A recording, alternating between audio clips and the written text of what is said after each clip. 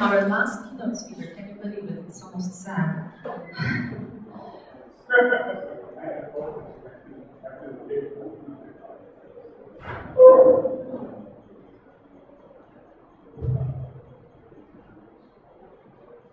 All right, it's a pleasure for me to introduce a good old friend of mine. He's been popping in and out of my life since Norway, in the mid-90s or something like that. Ove and I worked in parallel without knowing about each other in the Norwegian telecom industry, and then he disappeared to the US, to the Valley, worked for Cisco, and came back, and since then he has been disruptive. He's always come up with some crazy idea, Catalyst 1, jumping map, etc., etc. And his latest creation is something we have decided to use actually to get the widespread learning around MARSEC. So it's not launched yet, but it's one of the things we're working on. And it's called NanoLearning.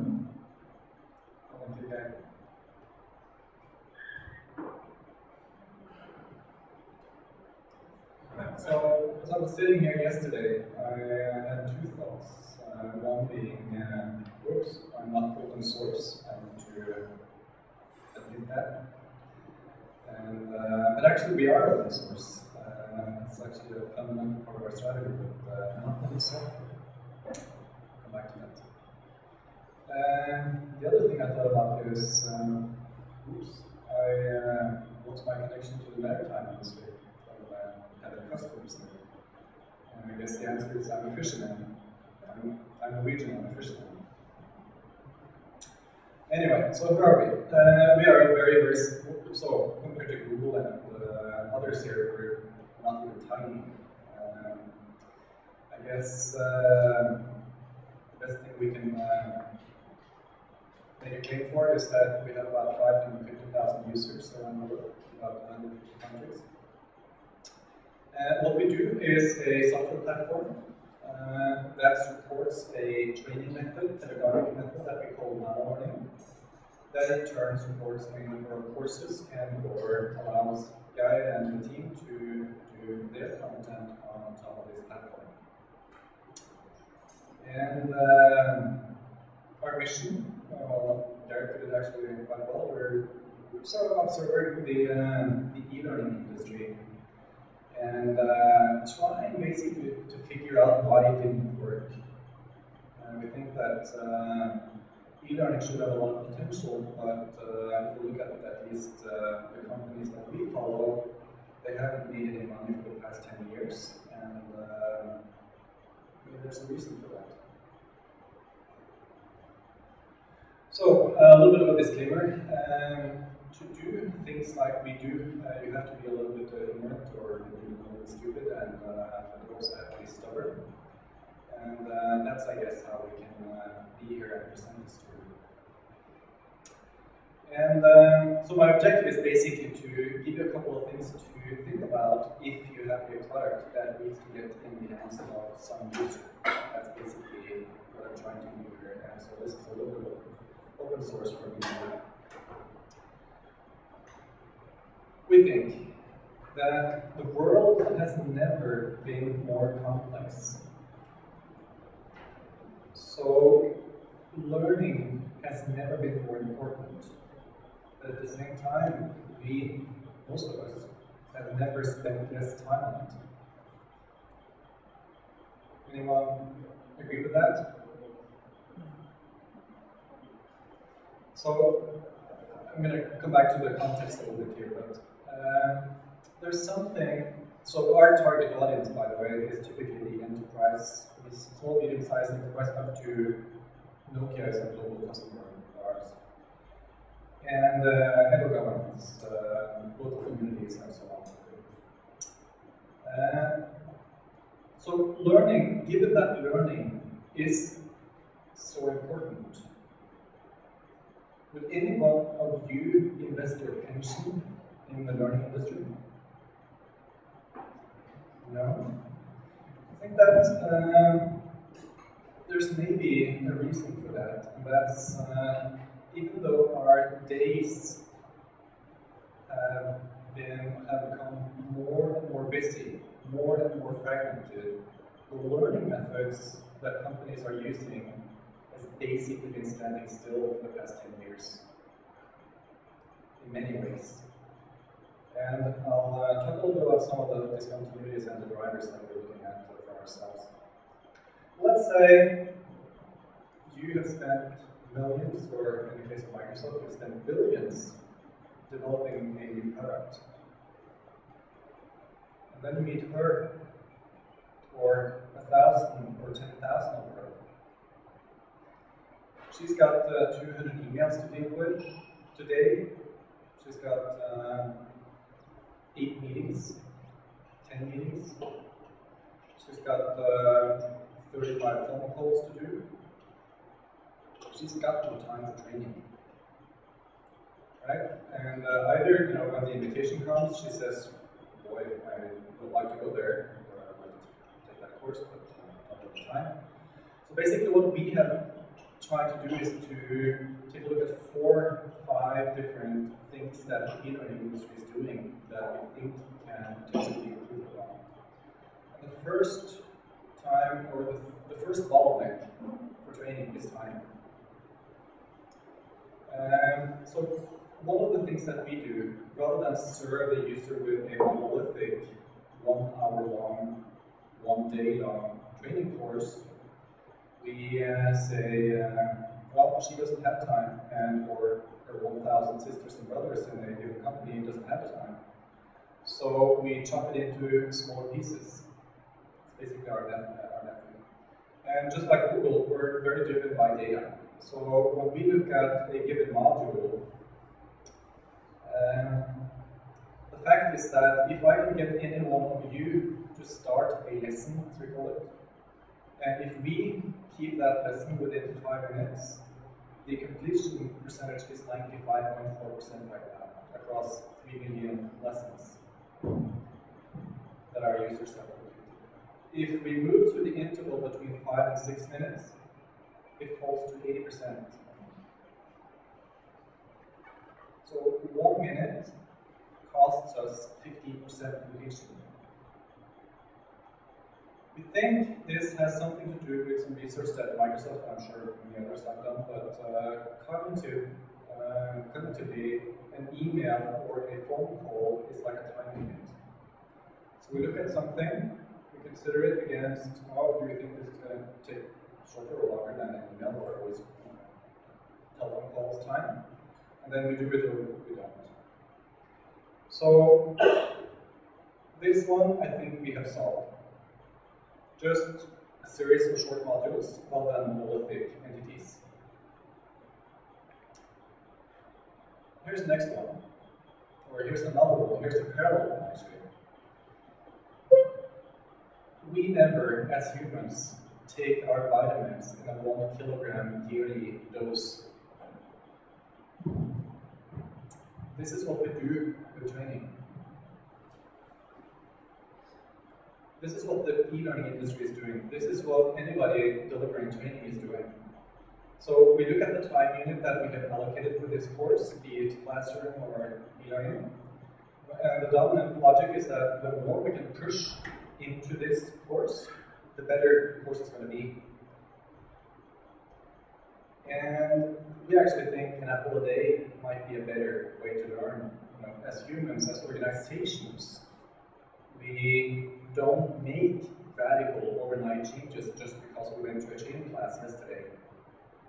We can only move small steps at a time. And so, 5-minute modules may support that better than a 1 kilogram, or the other example I use in Norwegian is 1 liter of tran cod oil. It's something that we take, or something that we used to take for health reasons until we learned that it didn't really work. We've been doing it for 100 years, but as Norwegians, as fishermen, we take a spoonful of cod oil in the morning and we think we will stay healthy. 1 liter at a time is probably also not a good idea. It's more of a local analogy, I guess. But something new. At least we learned something more about Norwegians.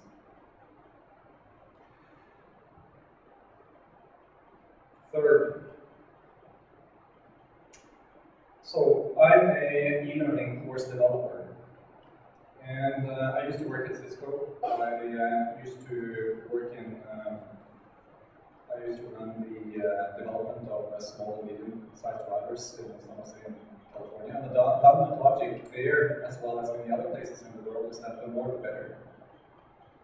So if I have one feature more than the competition, I am the winner.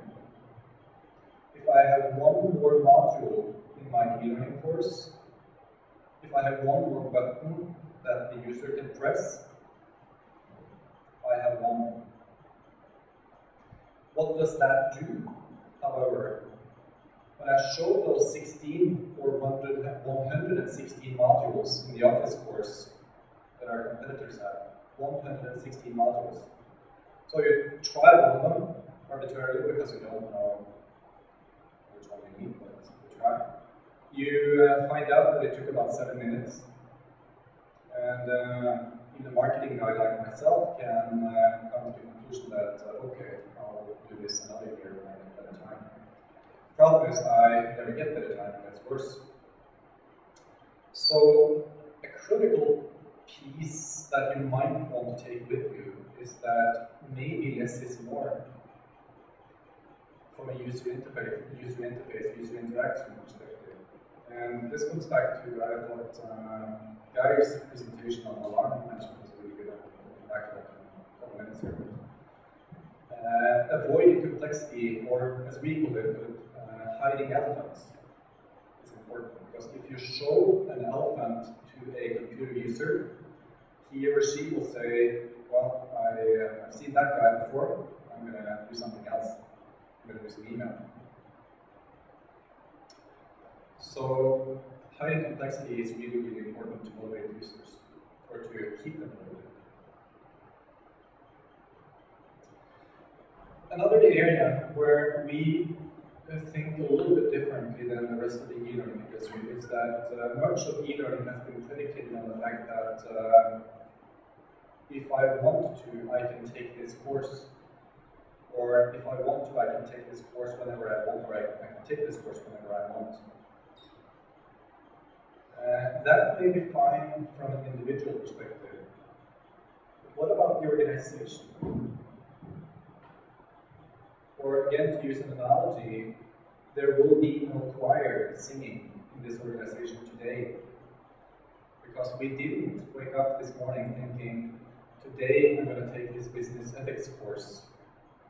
Or today I'm going to take this information security management course. Or today I'm going to learn about MARSEC. So another thing that you may want to think about is we need to deliver the content to the user. We have to have a trigger. There has to be a conductor. To have an organizational effect, there needs to be a conductor saying, today, fellow colleagues, we're going to sing. That's how you create discussions in the meetings throughout that day. That's how you create discussions over the lunch, or in the hallways, etc., etc. So you actually need to do something as simple as deliver the content to the user inbox, or via SMS, or via some internal social network in the morning. If what you want is an organizational impact. Being organization could be the entire company, or it could be a smaller unit focused on a given topic.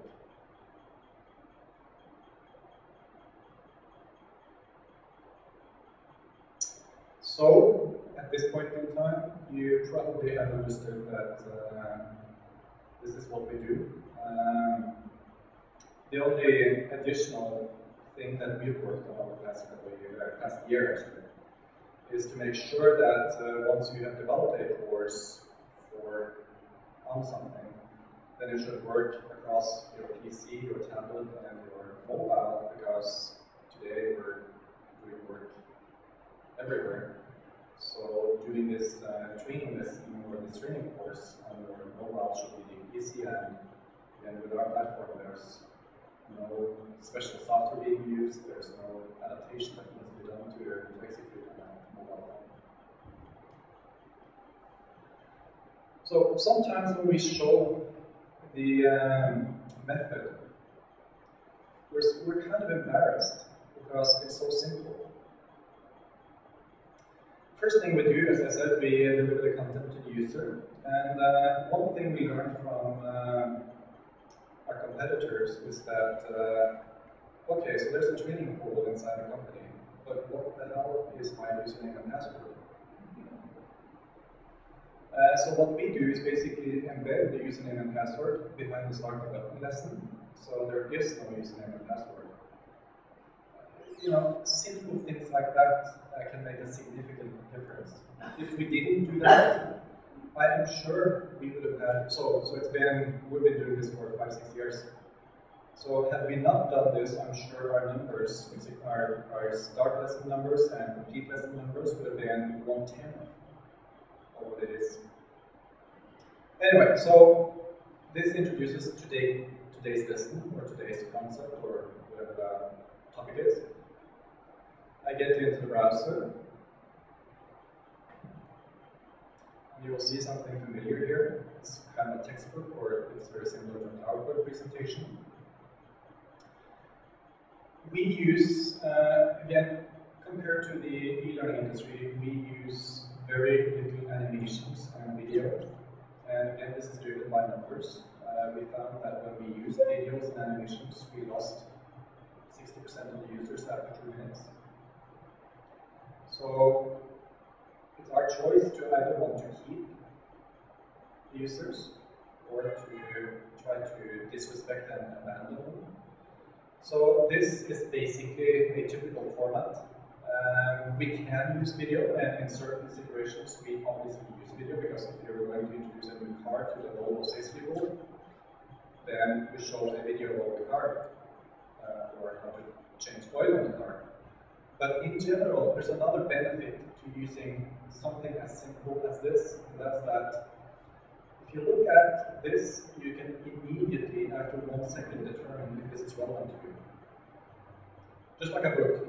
You open the book, open a page, and you can see, well, I know this. Next page, I know this. I know this. This I want to learn. I can watch videos for an hour without learning anything. So actually, Microsoft is one of our customers. And they went so far as to implement fast forward for videos. As a response to the fact that users were just basically putting on these e-learning courses and starting them. And then they would do their budgets, they would do their email, they would do whatever, other than just follow that course. They just put it on and was there making noise in the background. So the response from the training people was to implement fast forward, but why use video in the first place then? Kind of interesting. That's today's topic. On the last page of a given lesson, we show you the menu. Not before. Now, okay, so you were on vacation last week, so you didn't get to do those 2 lessons. You can do them now. If you want to save this session as a bookmark, you can do that. But again, we never show the user that the fact that this course consists of 35 different modules. Okay? Only the lessons that have been distributed so far. Hide the elephant. Behind here is our software platform, the NanoLearning platform. Basically consists of 3 different modules where you develop and maintain the content, where you distribute the content via schedules, and you can do different kinds of reports. We run our business by the numbers, so I can drill down into any, so the list here is basically any customers and any course where we had activity yesterday or the day before, I don't remember. And then drill down and say, Guy, how many lessons did you do in your business ethics course, for example? And we can do all kinds of analysis and correlation and look at different business units against each other. We can do automatic reports to all managers. Here's another thing that I came to think what we found in some of the other presentations here, is that training and or learning is only a starter course to the main course, where it's only a prerequisite for a behavior, action, change, or some action. And so when Nokia is going to use this platform to train their resellers on their new phones for the next couple of months, they can drill that into any retail outlet in the world. And so they can take a look at the retail outlet out here and say, okay, the training is not happening. Guess what? The orders are not going to be happening. Right? That's connecting business and training in ways that it probably too rarely is done with them.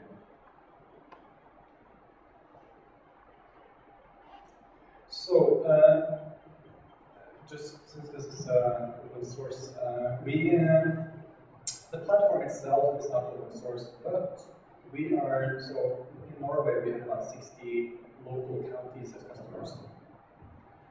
So when a local entity creates a course in onboarding new employees, they can, with one button, click and share that course with the other 59. So that's kind of how we have implemented open source. So our customers can easily share and basically leverage the platform and whatever is being developed in the NanoLearning community across the entire customer base. And our platform basically serves only to implement our strategy. And sometimes I find myself in discussions with my software developers saying, guys, we need to focus on the process here. Guy visualized this very well earlier with showing the alerts menu for the alert stream.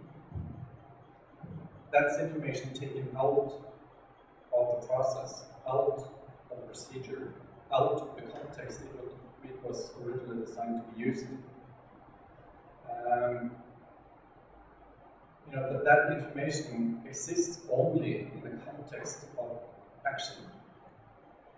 And the software developers can sometimes look at the data model way down there and push whatever is in the data model up here, forgetting about the process. And I'm having a hard enough time to get my people to support my business processes, much less would I probably been able to help open source community maybe to implement our specific processes. But what's right for a company strategy development in one phase may be diametrically opposite for the next phase. So when we have 400 local communities in Norway as customers, when we have a large database of courses that we can offer, guess what? Maybe open source is in our future.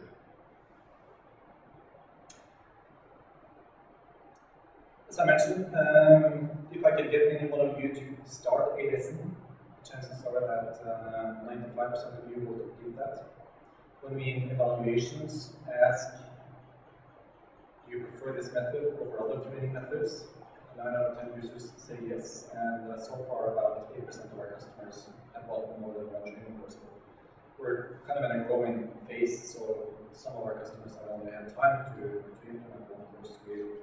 So I actually expect this number to increase over time. Any questions? Was there anything to learn here?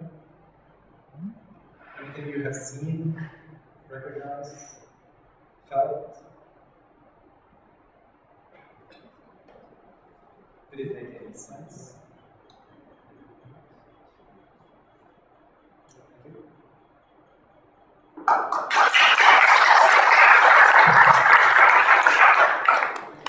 Thank you, Ove. We actually believe in trying things. So despite the very nice schedule for the team, we decided to try to develop this for MARSEC as an introduction to MARSEC. And that went really fast because We had a very good team that was very much on top of MARSEC, and as a good friend of mine, Marla said famously, when he wrote letters, if I had more time, I would have written you a short letter.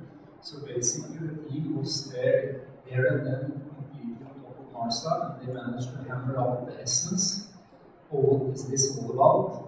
In how many lessons, guys? 23? 22? So we had about 20% work left to actually validate the multiple choice exams and so on. But when that is done, we plan to bring this online.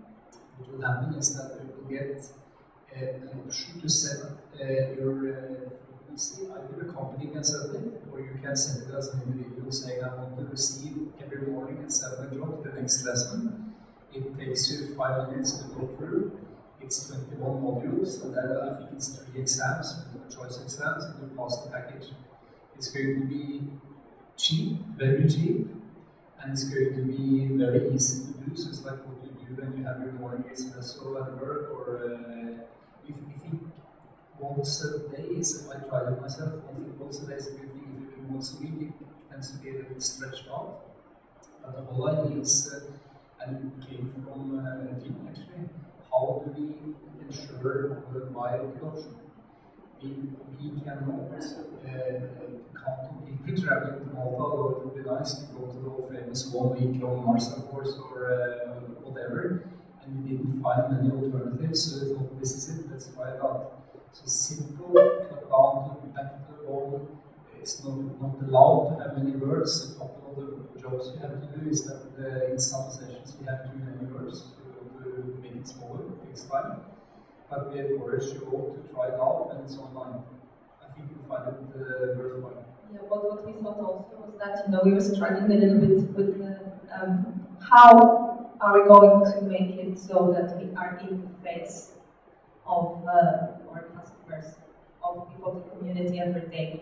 Because we figured not everybody really every day logs on to the community portal and starts contributing. It's not even about contributing, but how are we going to educate? We still have to educate, and we have to grow the support and understanding of what MARSEC is and what we're doing.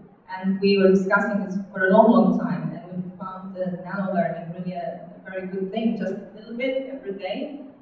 You don't feel very big commitment towards it, but it just happens.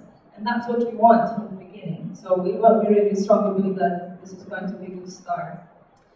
If you try this out and you like it, please send us your wish list for the next NanoLearning course. We can see marine software engineering as a topic, we can see software architecture in general, we can see open source, we can see open source licensing, all kinds of things. So it can maybe be quite a portfolio for marine software engineers and the like happy to learn those essential things. It's not, of course, a degree granting course, but it's an idea of how to get into it. Yeah, I have a question. You mentioned it. You insisted a lot about adding complexity, and I think that there is some complexity that you read here about the way you design and select the content to deliver, and this amount of information how to pinpoint that you have to actually focus on that and that and that and this, and make it short, and what the process behind to select the content and make it short that you have meaningful. That is the question. So thank you for asking that. I should have touched on it actually, but we're working with a well-known mobile handset manufacturer as we speak, and let's just say that it's worthy what they're doing.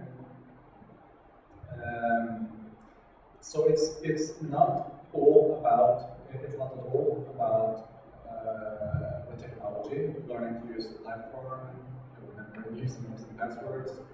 It's so we basically have 3 use cases or 3 types of users or individuals that we relate to. One is the guy like myself, I guess, help do this, who understands and knows how to communicate short and sweet. We have the people that will never know that. I think we have to recognize that. I think we've seen it in enough time to understand that this is something that not everybody can learn. and then we have the people that we can help in the middle.